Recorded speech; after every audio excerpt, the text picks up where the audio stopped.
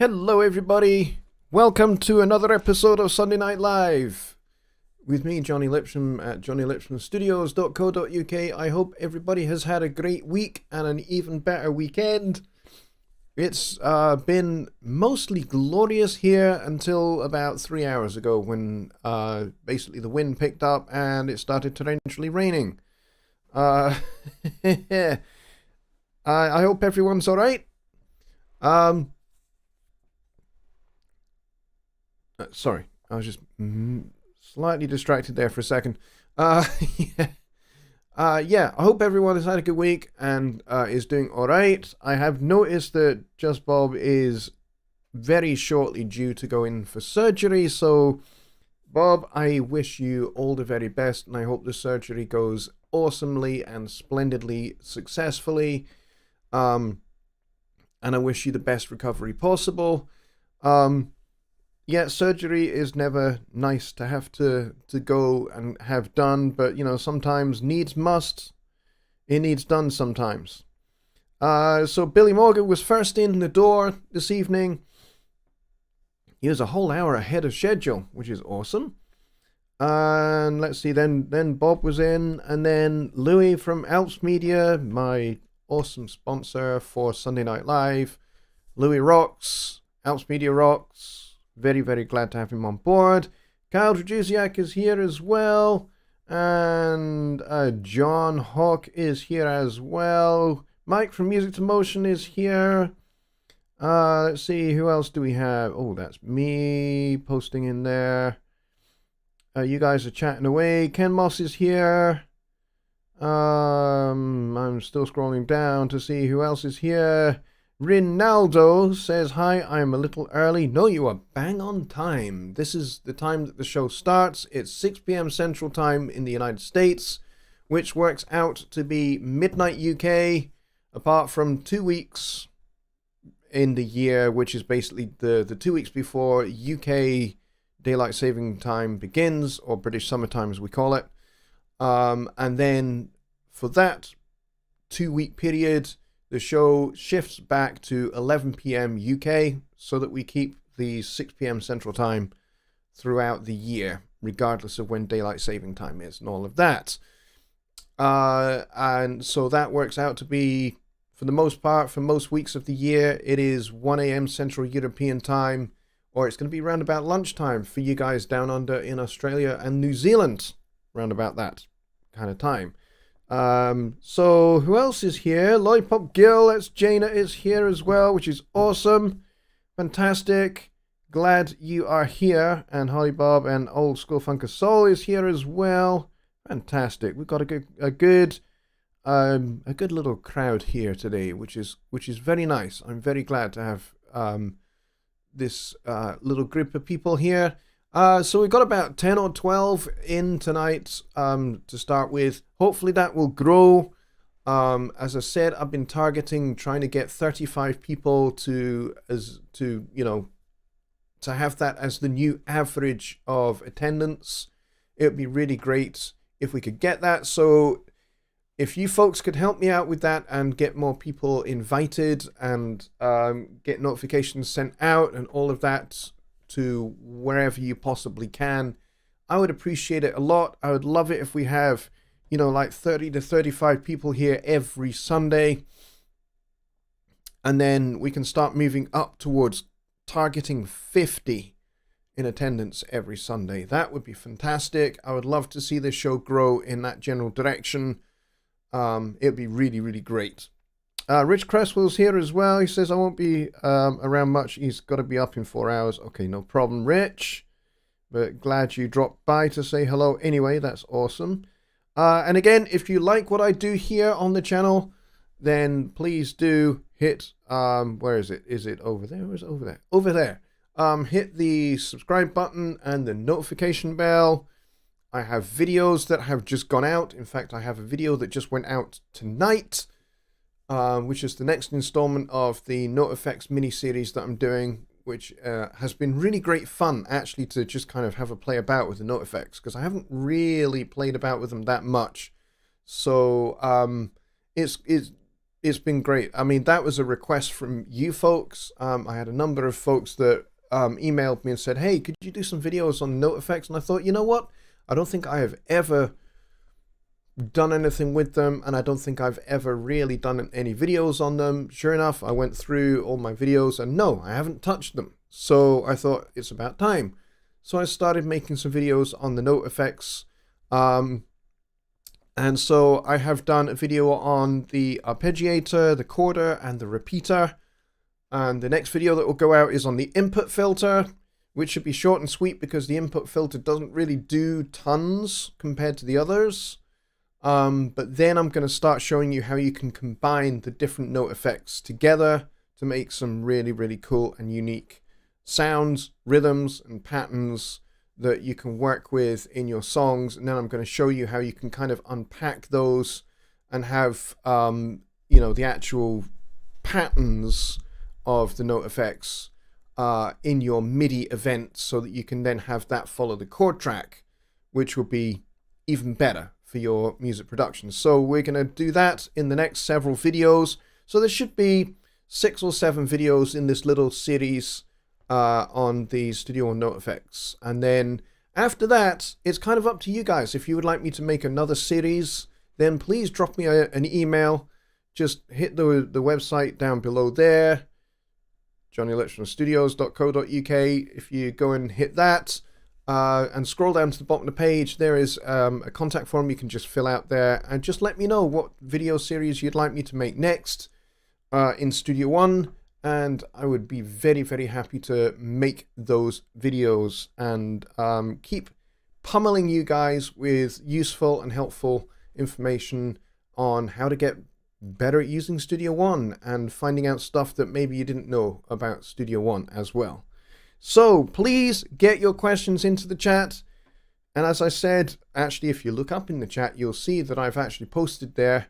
If you want to ask me a question about Studio One, about mixing, mastering, composing, arranging, musicology, I mean, I kind of reserved that stuff more for the show that I do with Jonny Geib, which is called Songwriting Simplified. If you've never seen that before, go check that out over on the Home Studio Trainer channel on Wednesdays at 6 p.m. Central.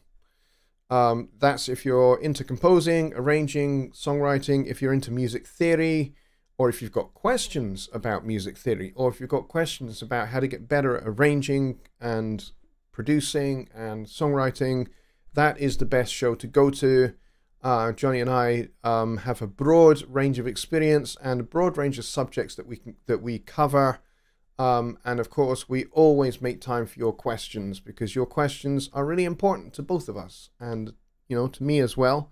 So yeah, if you have questions tonight, get them in the chat and type at Jonny Lipsham Studios to start with, so that I can separate your questions out from just the general chat. I'm very happy for everybody to just generally chat as well as we're going through the show. So yeah, please do that. Otherwise, this will be a very short show. Let's see. Do we have anything already? Secret Squirrel's here, which is awesome, and he's saying hello to everybody. Just Bob says, great videos, not much out there about those in about the note effects. Yeah, there really isn't. That was one thing that I did notice, is that not many people have covered them. I don't even think my good friend and colleague Gregor has covered them, actually. And I'm not even that sure that Lucas has either, another great friend of mine. So it's possible that maybe I'm kind of the first to the party for covering note effects. But yeah, the note effects are great fun. Please do check out those videos if you haven't seen them already. At the moment, each one of the videos is just an overview of what they do and what they're, kind of what they're capable of and what the different parameters do and that kind of thing. And then, as I said, we're going to get into being a bit more practical with how you can actually use them to create something for a song. So, yeah. Let's see, what question? Kyle says, I question my entire existence. You know what? I do that every morning in front of the mirror.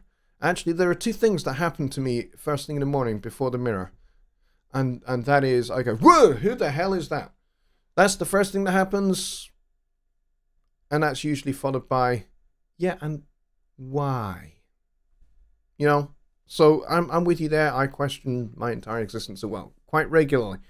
Ken says, can you explain when/where is it more common to use a fourth or sixth interval rather than the third or fifth for inner voice counterpoint, certain genres, etc., or when's they better? Well, you know what?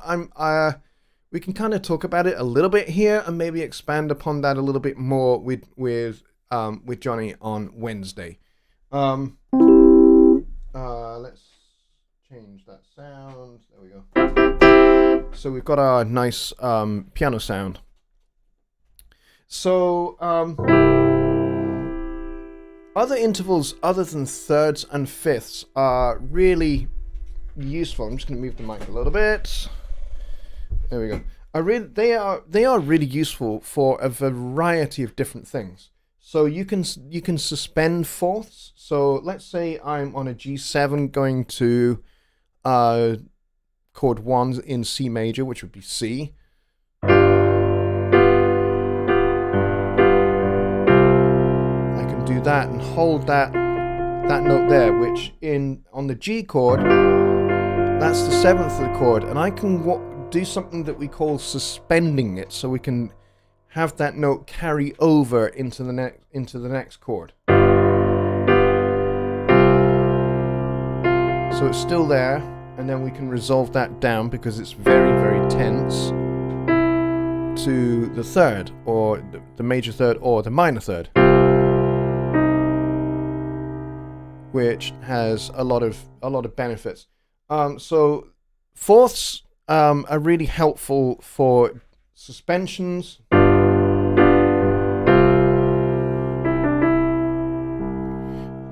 Which you can do at different points. They don't have to be on perfect cadences like that. You can put them in different places, like,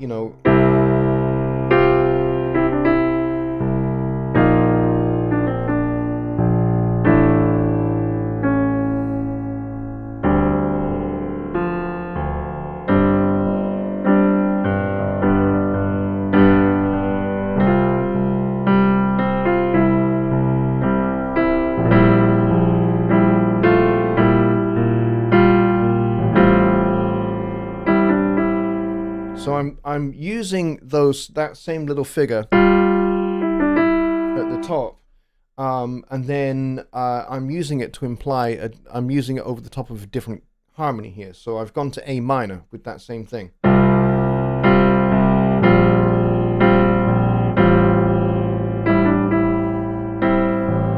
then I can do the same here on the D minor.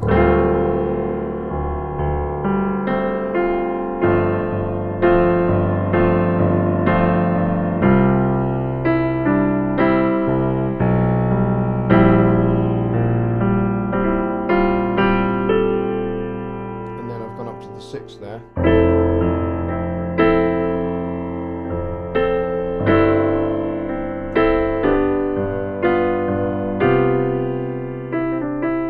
So fourths are great for suspensions. Now, the other thing that was mentioned there, I think, was sixths. Sixths are another really nice sounding chord.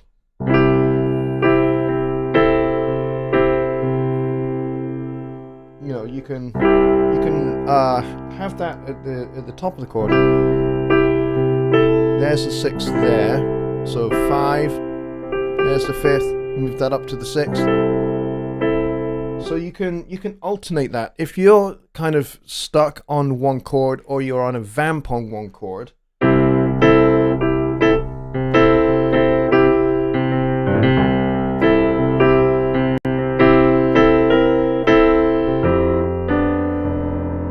then you can.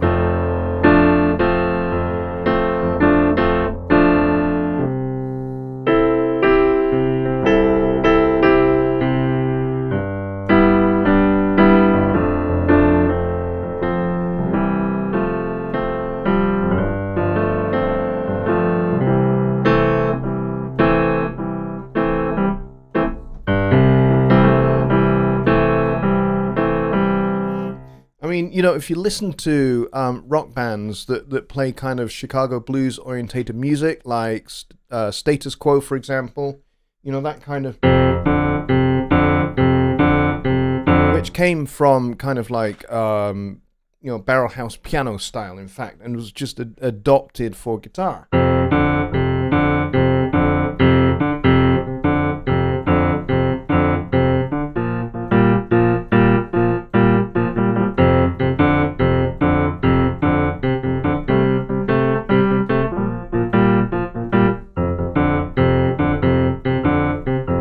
And then that just allows the piano player to, be free to improvise over the top of that.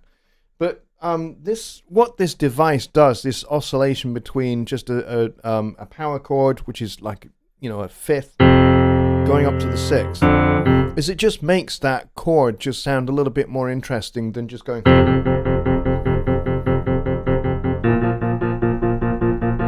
Which you could do. You could absolutely legitimately do that. But this little, it just provides it with a little bit more tension, a little bit more interest. So, that's kind of one little way in which 6ths is really, really useful.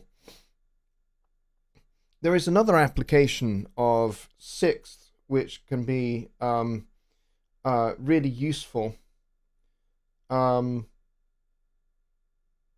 Where you take, instead of just what I did there with the changing key for the moment, oscillating between that, just moving that top note, you can actually just take a 6 chord, which would basically be root 3rd with the 6 on the top, and actually just move between 2 chords.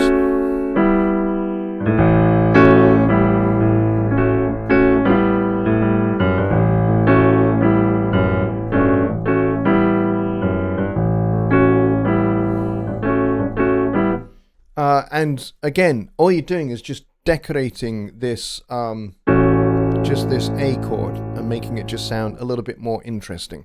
So there are some applications of 4ths for suspensions.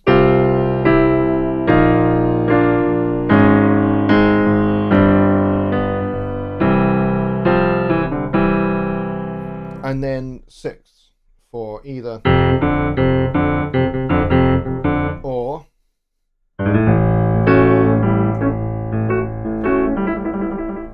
Something that's a little bit more bluesy, kind of oscillating between 2 kind of parallel 6th chords. So I hope that kind of helps answer that question. If you'd like me to expand a little bit more on that, Ken, I can certainly do that on Wednesday, because those kind of chords are really useful. Not sure what the final purpose, but it's been a fun ride. Okay, I'm not quite sure what that's referring to, Billy, but okay.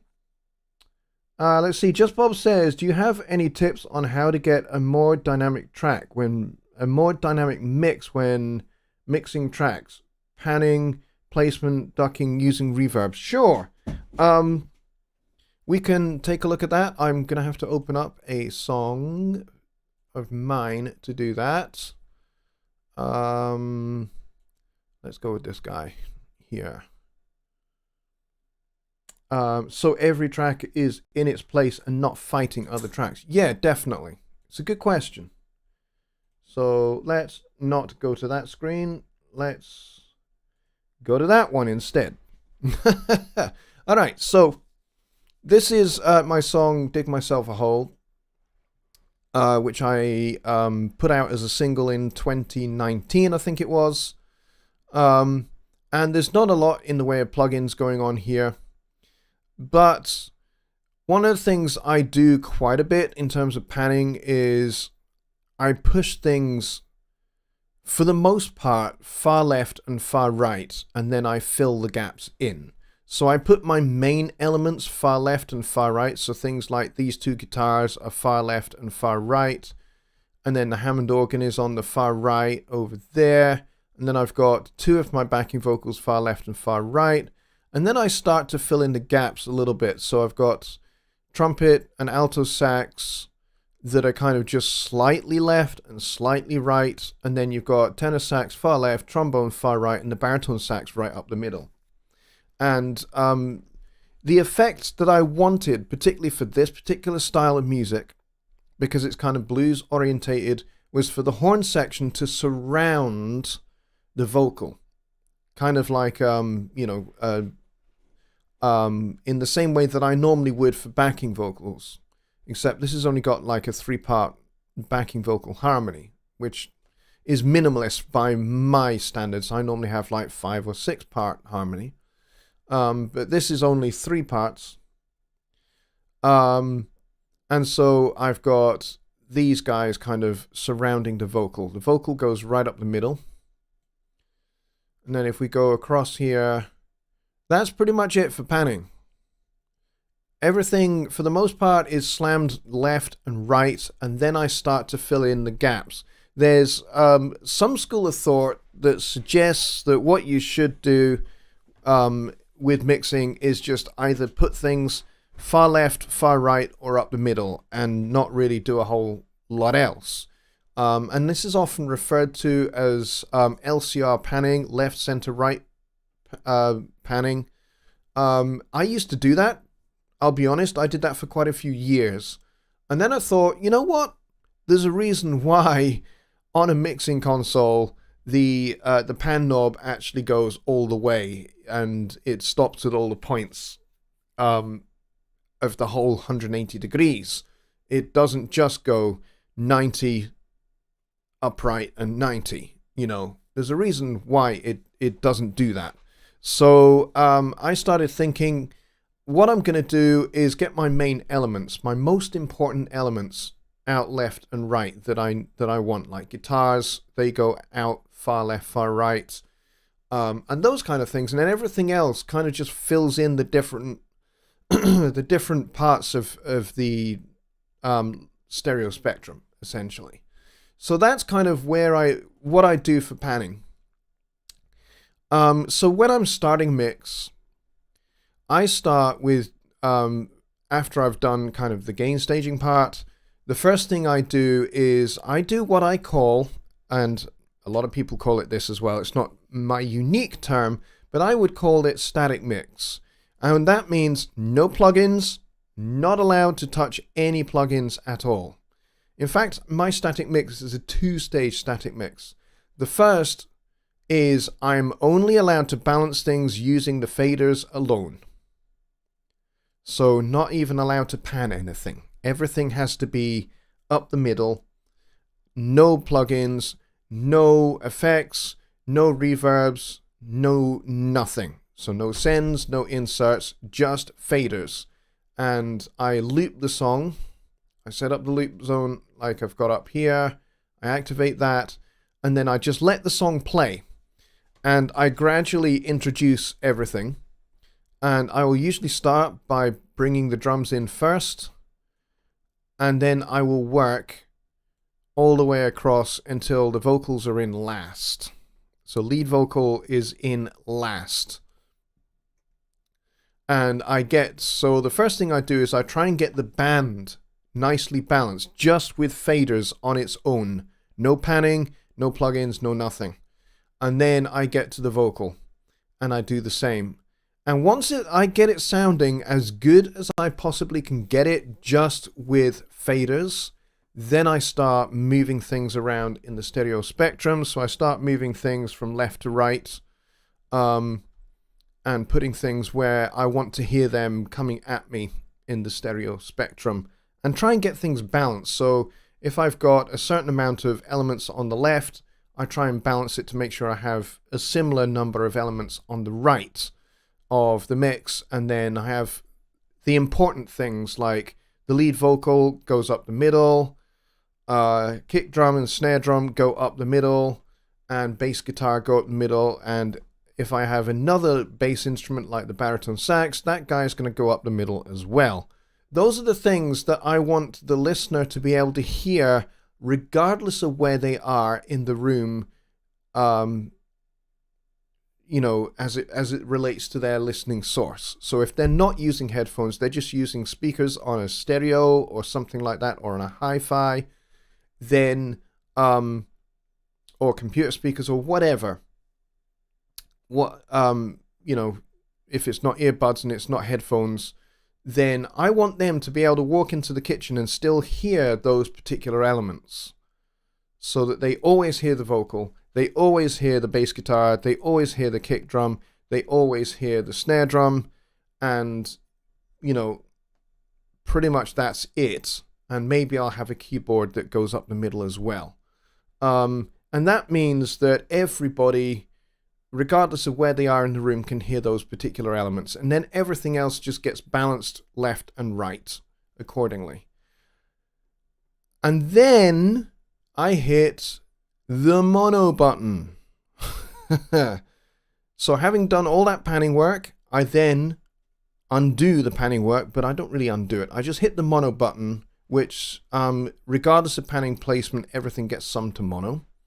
And that's when I start getting into plugins. And most of my plugin work is done over here.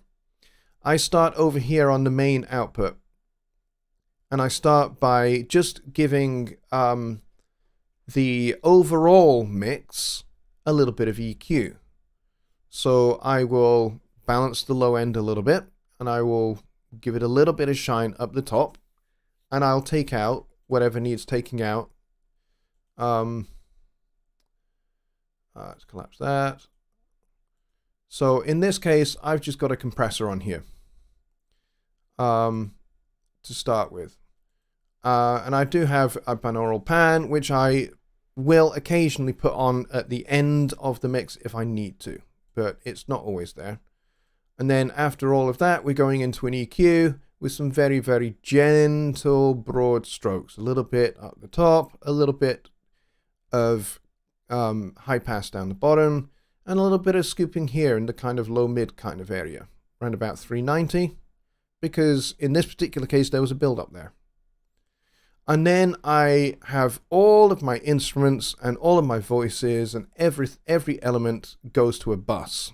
So I have a drum bus, bass bus, keys, guitars, if there's a solo instrument, like in this case there is, and then horn section, backing vocals, and lead vocals. Each one of those has their own bus. Even though there is only one bass, it's fine, it still has a bus. And this is kind of where I start with. I like to use the fat channel a lot. So in this case, I've just got a compressor on this guy. I don't even have an EQ for the bass because, you know what? I thought the bass sounded great without it. It didn't really need it that much. And then once I start moving down the road, I start moving this way towards individual instruments. And actually, as I went on, once I got everything sounding great in the buses, then I went and listened to this guy and thought, you know what? It does need some EQ. It was a little bit dark. And so I brightened it up and I cut some mids, and I needed a little bit of string snap, so I kind of made some boosts to get that to happen. And the bass is going through this guy, the Brainworks Rock Rack V3 player, which sounds great. It's got some nice presets. It doesn't really allow you to do a whole lot with customization because it's only the player version, but that's fine. Doesn't bother me too terribly much. And then, you know, there's other things. There's other EQ things going on here. A little bit here, a little bit there. And as you see, there's like a whole bunch of things that don't have any. Like the lead vocal has an EQ that I'm not even using. I think I put it in and then decided I didn't even need to use it. So it's there for no reason. And then there's the lead guitar that's got an effects chain on it. Just Bob says, would be a great series of shows to see you do a mix from start to finish. This is interesting for sure. Well, it's funny you should say that. I've actually got a playlist on the channel that actually goes through one of my songs from my 2016 EP, called Paper Deity. And I actually did a series of videos where I mixed that song from start to finish. Having already mixed it for the record, I did a new mix, basically. Kind of, I think it was about 2 or 3 years after the record was released. I decided to do a video series, actually, mixing it afresh. So go and check out that series. What's the playlist called? I'm gonna have to go look it up. Hang on just a second. I'm going to go see if I can find that series for you and point you in its general direction. Playlists. They're called. I have to try and find it. My channel. Let's see if I can find it for you. Yeah, here it is. Found it. Here it is. It's called Mixing with Jonny Lipsham Paper Deity series. And that was done a couple of years ago, like back in 2019, I think it was. So I am going to share this playlist. There you go.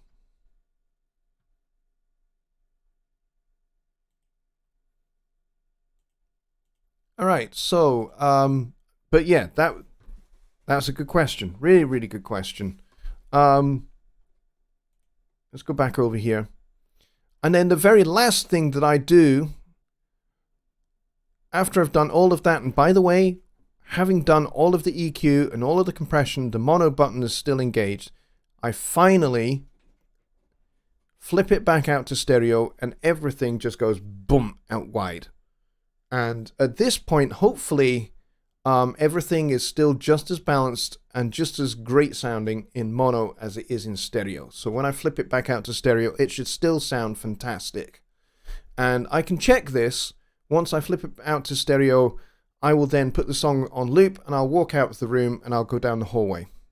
And sometimes I'll even just go down the stairs, down towards the front door of the house. And if everything still sounds balanced and I can still hear every element of the mix, because by the time it gets down the stairs to me, after bouncing off every surface, it will have collapsed back to mono again, effectively. And if everything still sounds imbalanced and I can still hear all of the elements, then I know I've done a pretty good job of separating everything out with EQ. Now, one of the things I do with guitars is I do something called Complementary EQ. Let's see, did I do that with this one? Let's see, let's put guitar 1 over here. Let's pin that one. We'll get guitar 2 open. No, I didn't actually, but one of the things I generally do, I didn't do that in this case, but one of the things I generally do is with guitars, I tend to do something called complementary EQ. What does that mean? That means if I have boosted in one guitar, particularly if they are very similar sounding guitars, they might not be like in this case, they are 2 different guitars with different amplifiers. So didn't need to do it in this case. But if they are very similar sounding guitars and when you collapse to mono, the 2 guitars kind of get lost there because they're fighting each other. What I will do is I will boost on one. Let's say I boost around about 5k on one guitar. I will then come and cut at around about 5k on the other guitar. And let's say I do a little boost down here, let's say I want to open up the upper mids a bit. So, you know, about, what's this here? About 1.5K. And then I will cut on the other guitar at the same point, roughly. And what that does is that kind of, it's like doing a jigsaw puzzle, making the two pieces fit better together, is the way I like to describe it. So complementary EQ is a good little technique you can do. Let's see. Darren is here. Hello, Darren. Good to see you, mate. He says, which mix sounded better, the album mix or your new mix? Well, that is a question I answered in the very last video of that series. And the conclusion I recall, I've not watched that series in a while, but I'm pretty sure I decided that my new mix actually sounded better than the original mix, because it was a few years apart. And so with it being a few years apart, I had grown as a mix engineer. There were things actually that I do differently now that I didn't do in the original mix.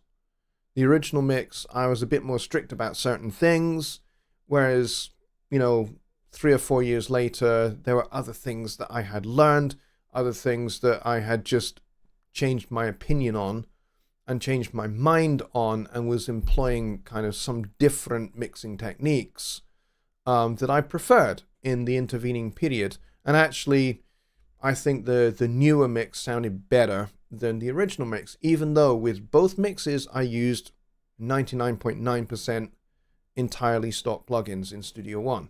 I didn't use anything third party.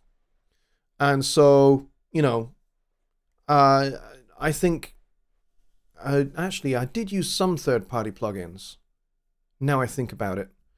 The original mix was done with no third party plugins, and then the new mix was done with some added into the mix. Because I wanted to see, is it going to sound drastically different? And the answer was, it did not sound drastically different, but it did sound better. Not drastically different, not like earth-shatteringly different to the point where I'd go, well, stock plugins just don't work. No, it was more that it just sounded, it sounded better, but kind of different as well, you know? But it didn't make me think that the native plugins in Studio One are no good, because actually they are really good. Of the DAWs that I have used in my entire 30-something year career, I think Studio One's native stock plugins are among the best sounding stock plugins that you get. There are some DAWs where the plugins just sound really cheap, because they're a little bit of an afterthought. Not so with Studio One. With Studio One, they give a lot of time and attention to coding the native plugins and making them sound fantastic and making them really easy to use, really easy to get into. Whereas, you know, there are some other DAWs where that's not the case. The plugins are kind of a little bit of an afterthought, or they are just overly complicated and they're not easy to get into and they're not easy to implement and understand. Whereas I think Studio One does different, to be honest. But yeah, go check out that series. As I say, it was done a few years back on my old computer, which at the time was beginning to give me a few problems with the graphics. So you will see that some of the videos, the graphics aren't maybe quite as good as they are now.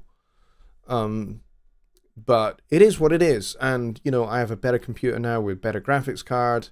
And, you know, for as much as there is a part of me that thinks maybe I should go and reshoot that series, just do it again on newer technology, newer equipment, newer version of Studio One. But there's another part of me that goes, you know what, that was of its time. And that kind of series documents where I was at with the gear that I had and the way I make videos then compared to the way I make videos now. So, you know, I mean, I still think there's plenty for you to get out of that series. There's still plenty for you to learn, hopefully. So check it out. Check it out. Yeah, like Reaper, which is way overcomplicated. It is. And it you know, for the fact that Reaper only costs you $60, you'd think it would be, really super stinking simple, and it just isn't. It's way overly complicated, and the plugin GUIs are not really that helpful or that useful. And I have certainly tried Reaper. Before, I had a little period when I finished my Cubase period, which was very, very long, from about 1989 through to around about 2013 or so. There was a period of maybe 6 to 9 months where I was kind of looking for that other DAW, and I was experimenting with Studio One, but I was also, experimenting with Pro Tools and Reaper and a few others that you can get on PC. And Reaper, I think I worked with it for a day, and having determined within myself, I will do this for a week, I lasted barely 24 hours because it was so infuriating. It was just like, I think I prefer Pro Tools over Reaper. And Pro Tools is just awful, frankly. But yeah, that's kind of... and then, of course, I switched to Studio One at the start of the very back end of 2013. And I've been Studio One ever since. And, as you will have been able to see if you were looking at my taskbar earlier on, I do have another DAW there. I have Ableton Live, which I don't really use very much.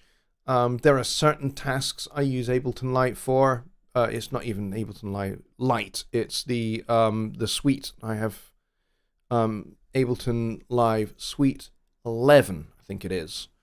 But yeah, I don't really use it very much. There are only certain tasks that I enjoy using Ableton with. We got any more questions? Oh, right. Billy Morgan says final purpose equals existence. Okay, cool. Okay, understood.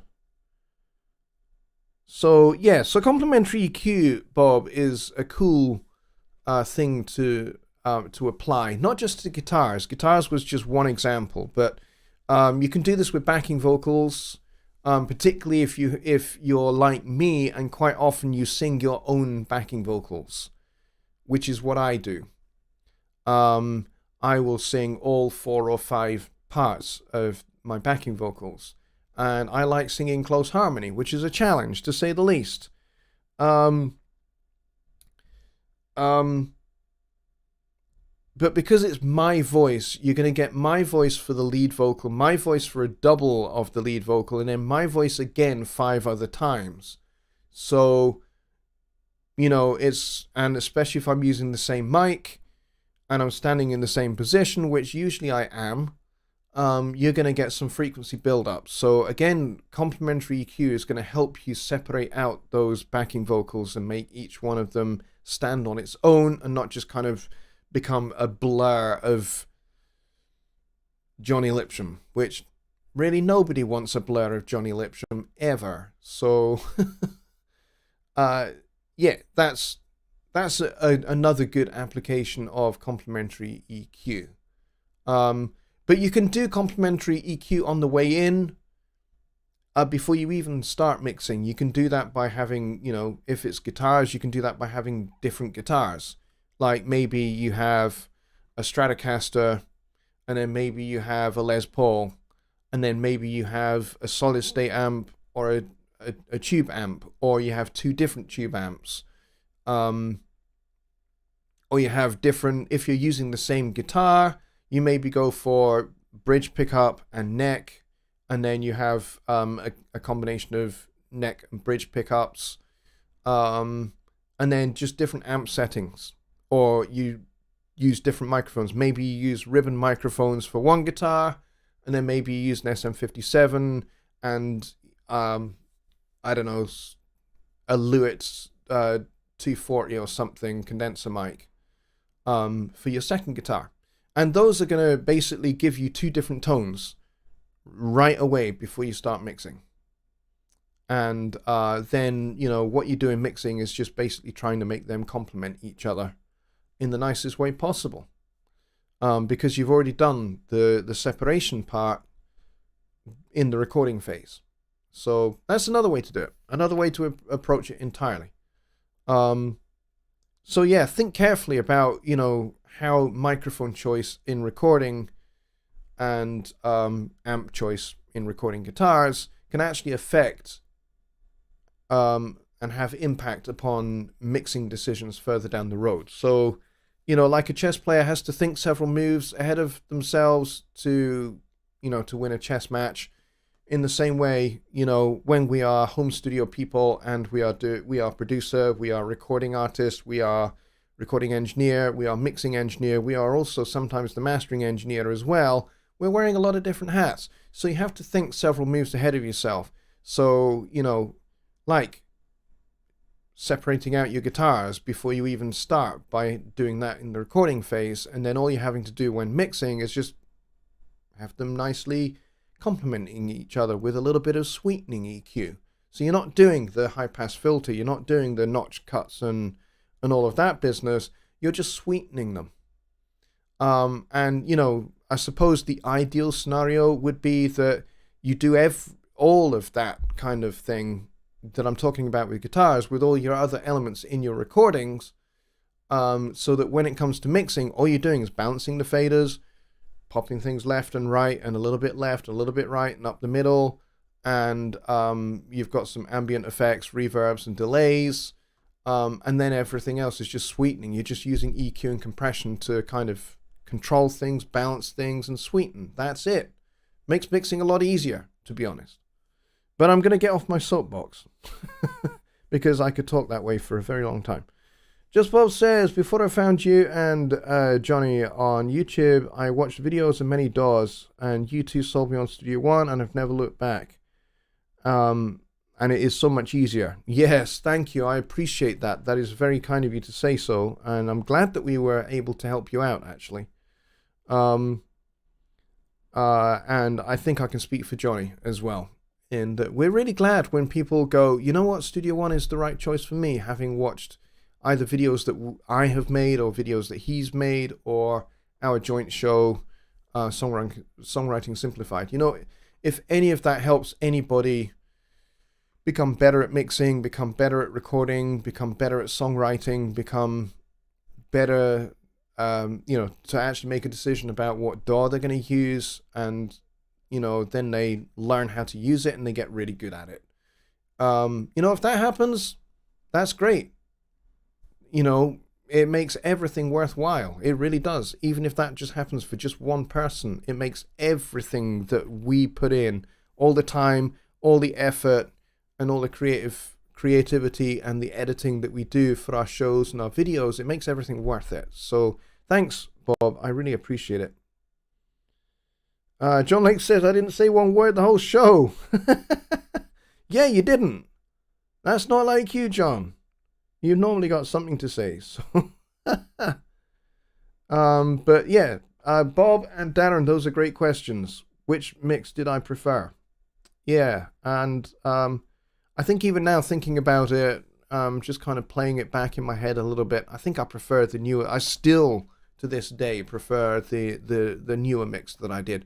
But I don't think I would ever put it out as a reissue because, at the end of the day, what I did back in 2016 is what I did back in 2016. And I'm not the kind of guy that goes, well, I do things much better now, so I'm going to go and, replace those. I'm not that kind of guy. Because I like to see, I like to keep a track of my, a track of where I've been, where I am now, and where I'm going to, as a musician, as a songwriter, as an arranger, as a producer, mix engineer, whatever. I like to keep a record, and that means I always have an archive to look back on, and I can go, look at what I was doing back then. I did not really understand how to use a compressor at all. I was just like randomly twiddling those attack and release knobs, didn't really know what I was doing. Everything got spanked. And now here I am. I can manipulate the attack and release profiles of a compressor for a kick drum and make it sound really punchy, and I know how to get the sound I want. That's a journey. That's a journey. And for some people, it happens really quickly. And for some people, it'll take them several years. And I'm just talking about just compression. Heck, EQ is, probably more complicated than a compressor. I personally think anyway, EQ is much more of a complicated and more involved process than compression is. Compression for me is pretty straightforward. Because not only am I controlling the dynamic range of an element, I'm also parking it in the front to back where I want it. So, if I want backing vocals further back in the mix, it's, that's when I would use a faster attack and a slower release. If I want something to have, to be further forward in the mix and have a bit more punch and a bit more attack, then I'm going to slow down that attack and I'm going to speed up the release. It's fairly simple to me anyway. And then, threshold and all of that is just all about how much compression you want, really. Endless Meese is here. He says, I'm so late. Yeah, you kind of are, because we're right at the end of the show. But you know what?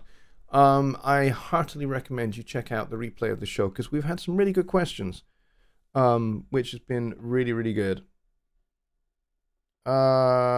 Exactly. Just Bob says it was perfect for the time. A time capsule of where your craft was at. Should be proud. Yeah, absolutely.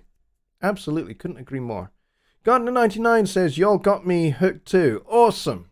Glad to hear it. That's great. That's great. Fantastic. Right. Let's see. Where are we up to? We've had a very small crowd here tonight. We've only peaked at 16, which is a little bit disappointing. But it's okay. I'll take it. I'd rather have 16 interested people than, 35 or 40 people that aren't really engaging. So I will take that. Cleon is here. Hello, Cleon. Long time no see. He says, I have been missing for months.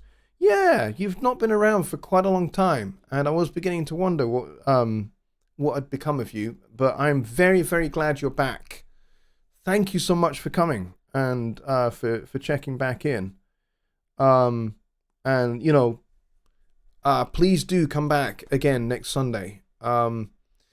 I've said this before, but if you guys have anything specific, like a broad question that you would like me to maybe even devote like half of a show to, please do go down there.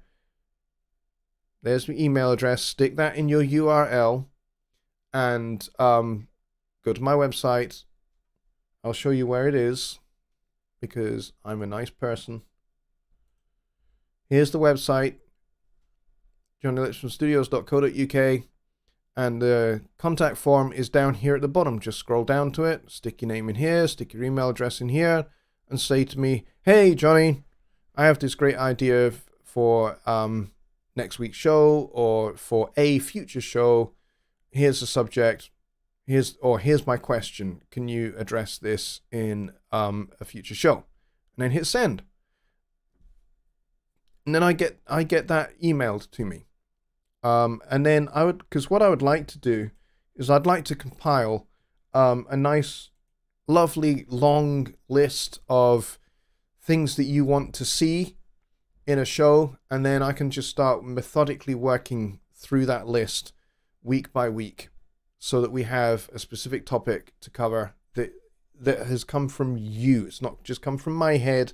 It's come from what you guys are interested in and what you guys want to know about and questions that you guys have. So if you got those, drop me an email.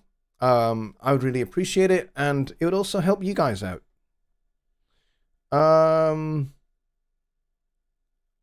Cleon says, I'm fine. The latest update of Studio One is rock solid. Yeah, I think it's the best build that we've put out, actually. I'll be honest. I think it's the best build that we've put out. I work for Presonus in technical support and in QA, and it's been real quiet. It has. It's been really quiet. And I think that's probably testament to the fact that this build is really, really solid. It's great. And I'm glad you are enjoying it. So, with all that said, thanks everybody for coming. It is 4 minutes past 1, and Music to Motion, Mike, if you are still here. Hello, Mike, if you're still here. And you want to put the link to the Zoom after show party, please stick it in the chat now. Now is your chance to do that. I may be over there for a couple of minutes before I head to bed. I would like to do that. So, yeah, Mike, stick that in the chat if you are wanting to do it, because I think you were asked earlier and I don't think you did. Maybe, oh, okay, I got you. You need to run an errand. Okay. So I've just seen that. Okay, fair enough. He has to run an errand, so there may not be an after show party until later on tonight. Lollipop Guild says, hi, Just Bob, good to see you. And Just Bob says, the room is brighter today with your presence. Absolutely, I could not agree more. So, and on that nice, bright note, I'm going to wish everybody a very good night. And I will see you on Wednesday over on the Home Studio Trainer YouTube channel for Songwriting Simplified with Jonny Guy. Should be a lot of fun, and as they usually are, because Jonny is hilarious and he's fantastic and he's full of great information. So I will see you over there. Good night.